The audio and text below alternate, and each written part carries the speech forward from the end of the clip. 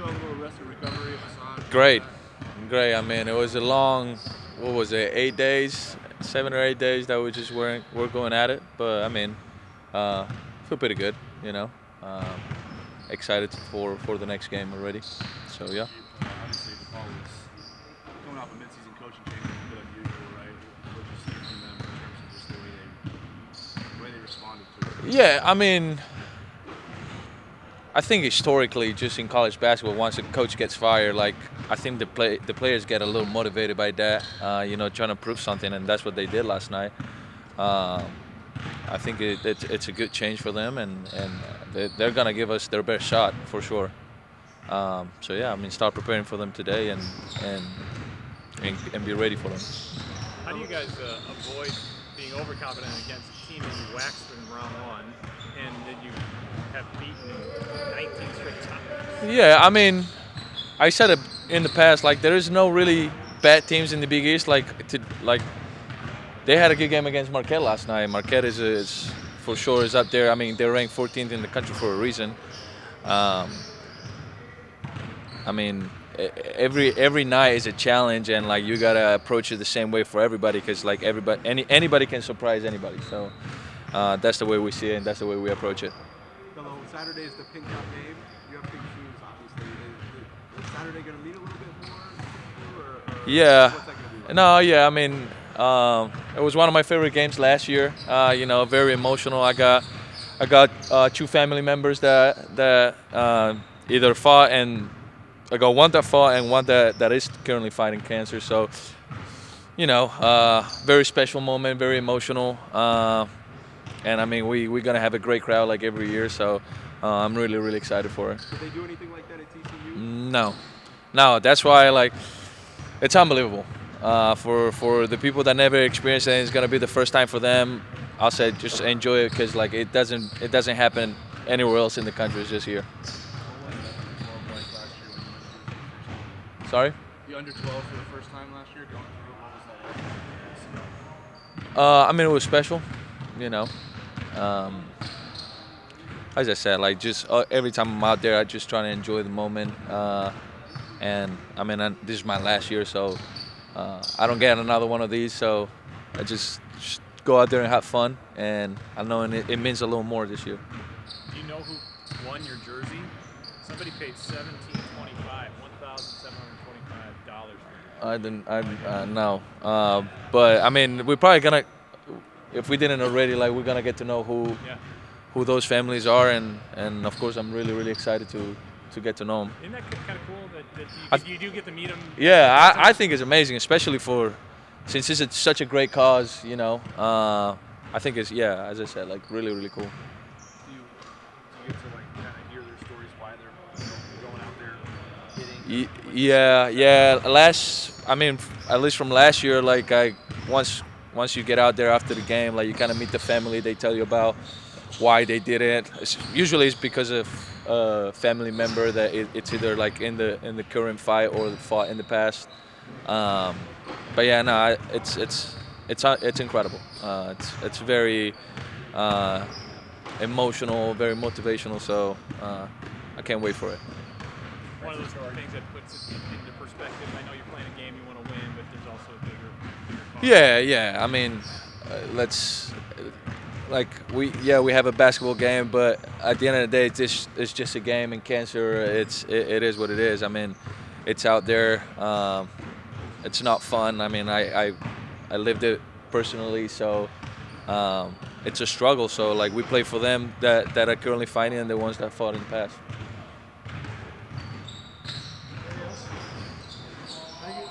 Thanks, sir. All good. What's up, guys? How's the eye doing? Eyes healing up well, yep. Ben took care of me right when it happened at Seton Hall. We glued it up and then 5 stitches the next morning, so it's healing well. It's a shiner, not just a cut. It looks like you're in a fight. Yeah, I know. It's a little black eye and, a few jokes. You should see the other guy, but, I mean, nothing new. You slammed the bench there in frustration. Was that because you were having to come out of the game for it, or what was the main anger there, I guess? Yeah, mainly because, I knew, mid-game, I knew how much blood there was, and I tried to wait till the media because I knew we were going to have to do something. And so trying to prolong me getting subbed out, but then when I dribbled the ball up, I knew the ref would see it. And so I was just frustrated that I was going to have to come out, and then kind of the uncertainty of, how long would it take before I could get back in. Did you know it happened when it did?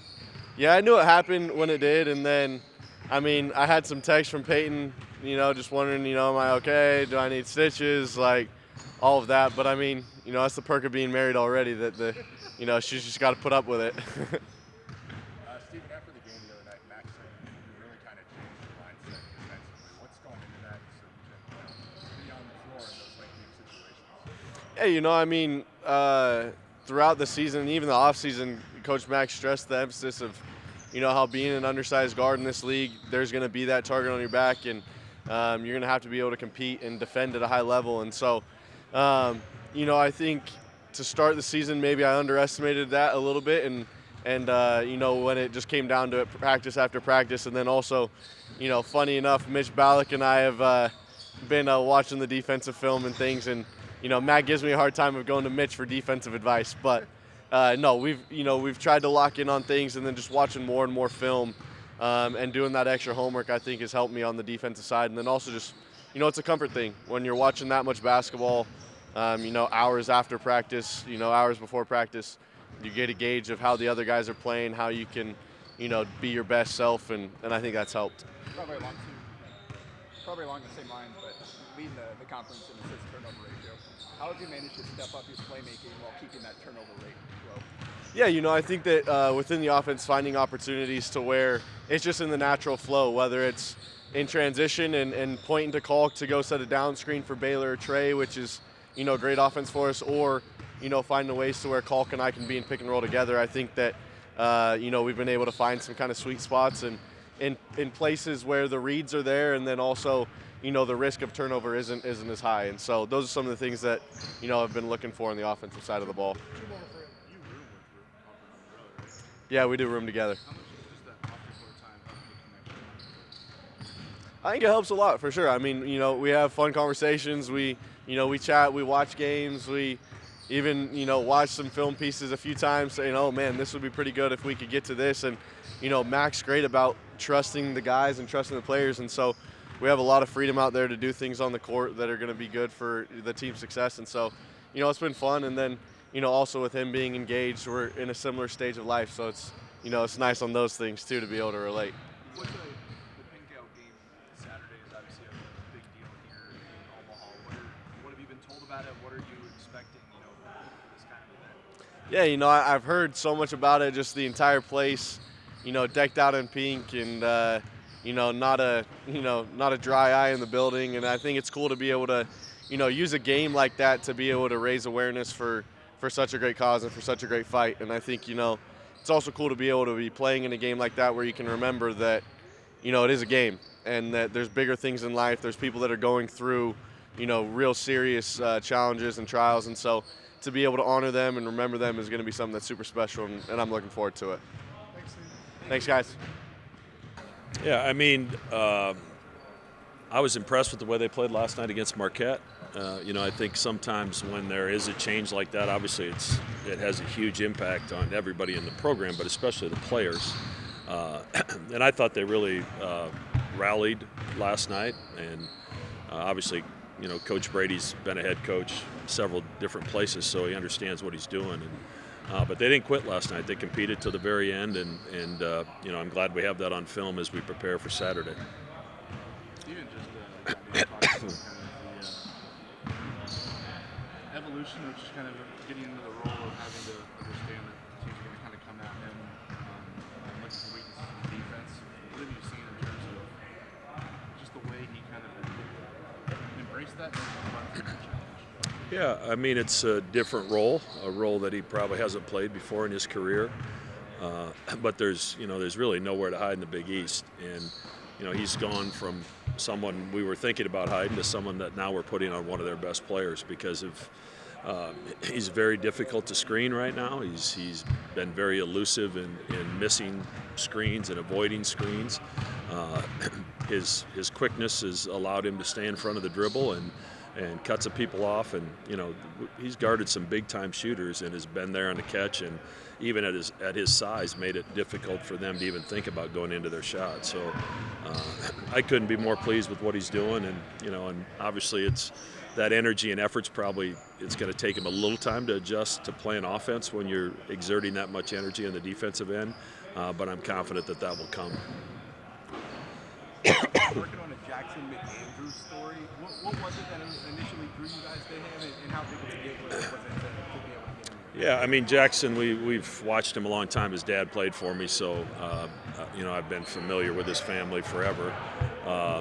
But at his size, he's one of the elite shooters in the country, and comes from an awesome family, and loves the game of basketball. Gym rat, always working to improve his game, and that was probably the one thing last summer was his improvement from the summer between his sophomore and junior year to last summer. There was considerable growth in really all parts of his game, which told us that this is a guy that's serious about improvement and growth and getting better, and the sky's the limit for him. Jack, having seen how this pink out has developed over the years, it's how amazed are you at what it's turned into? Yeah, I mean it continues to amaze me. We brought the idea to the leadership at Creighton and the athletic department when we got here, and everybody kind of dropped what they were doing and jumped on board with this, and we had a small community committee of people from the community that got involved at that time, and put on a good event to start with, and then it's really grown, and I'm really proud of the way the community has embraced it and supported it. And when we started it, we didn't, the Hope Lodge was a pipe dream, and now that building has been in our community for several years and has impacted families across our region that are going through this cancer journey. It's really pretty cool to see the impact that it's had. And like I said, if one person, if it reminds one person to get their screening when they're supposed to get their screening, and they catch the cancer early and it's treatable and they can make a full recovery, then that's why we're doing it. Yeah, so you've seen other schools do this to a lesser extent. Well, why do you think Omaha embraced it so? I mean, why does Omaha embrace the swim trials and the College World Series? And it's an incredible community that rallies around, it seems to be, whatever event there is. But this one has been special, and I think it's still a game that a lot of our players, former players' moms, will try to come back to this game, and I think there's people that make sure if they only get to one game a year, this is it. But I don't know why, but I do know why. I think everybody in that building has been impacted by cancer in some way. Whether they've had a brother or sister or mom or dad, or God forbid, a child that's had to deal with cancer. So I think it's relatable to everybody. And I just this past week, the funeral's tomorrow, when my first cousin's husband died of a brain tumor at 52. So it doesn't go away. And now we've made strides, and the treatment options are better than they've ever been, and they'll continue to get better as long as we can continue to stay in the fight against it. But I'm very appreciative of what this community has done to make this event what it is. Two more. When you can't help but feel the emotion when you're walking on the court, whether you're sitting in the stands or on the sidelines, what are your central themes when you address the team before the game in terms of how to feel? Well, I still get goosebumps when I come through that tunnel and see all that pink. But like everybody else there, each one of our guys has been impacted by cancer in some way, whether it's a family member or a friend. Everybody's dealt with it, and the message is always, there's a lot of people that are watching us today, either in the stands or at home, that are embarking on this cancer treatment journey right now, or they've lost a loved one to this awful disease. So I think it gives our guys a little bit extra motivation on game day. Sid played volleyball. Almost 12,000 people left in for the pro game. I mean, what do you think that possibly means for future Sids? Yeah, I mean it's been fun for me to see as a father of a daughter that played volleyball, to watch the growth and interest in the game of volleyball change. And we've been blessed to have it on our campus with Kirsten and her staff, and the great teams and championship teams that they just year after year keep churning out, and you don't ever want to take that for granted because it's hard to do. But it's been awesome that we've been able to watch it firsthand on our campus. But like I said, Omaha embraces almost everything, and I think that was another shining example last night, that that our people are on board, and the growth in volleyball in terms of interest of young girls playing and fans watching is at an all-time high, and it's just going to continue to get better. Thanks, Coach. Thanks, Matt. Thank you.